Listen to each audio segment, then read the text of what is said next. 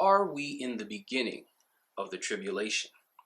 Well, to answer that question, I've got to explain something to you about something called a dispensation. All right. Grace and peace, viewers. Grace and peace. This is the first of an installment. You asked for it, you got it, called Short Answers. Now, the question we have that came in is, are we in the beginning of the tribulation? Well, to answer that question, I've got to explain something to you about something called a dispensation. All right, dispensation is just an administrative term that refers to periods of time and the different ways that God manages and relates to mankind. And as we arrive at key points in time, God used different means to deal with humanity. Now, there are 9 dispensations in total. We have, first, of course, we have innocence, from the creation to the fall of man. We have conscience, which was from the fall of man to the flood and Noah's Ark. We have then human government. Human government spans from the flood to the Tower of Babel. And then we had the dispensation of promise, which was from Babel to Mount Sinai. From the covenant Mount Sinai to Pentecost, we have the dispensation of law, followed by the current dispensation we're in right now, which is grace. And grace spans from Pentecost to rapture. Now, we are literally in the 6th dispensation, 6 out of 9.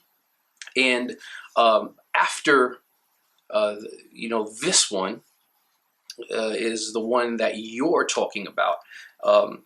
Now, basically, it's a grace period. It's called grace because grace is unmerited favor. Grace means you don't deserve it, but you're getting it anyway. And so this is the time period that we are currently in. Understanding that even the fact that it's the 6th dispensation, the number 6 represents humanity. It represents mankind, represents humans.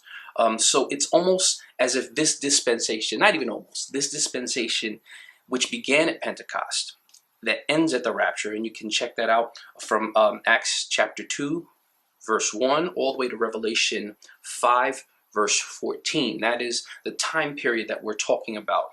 Now, this dispensation is for the benefit of mankind. God has been dealing with us a certain way for our own benefit, so that we won't be around, so that we might accept Christ and be saved, so that we won't be around and be taken away before the 7th dispensation, which is the tribulation, time of great trouble.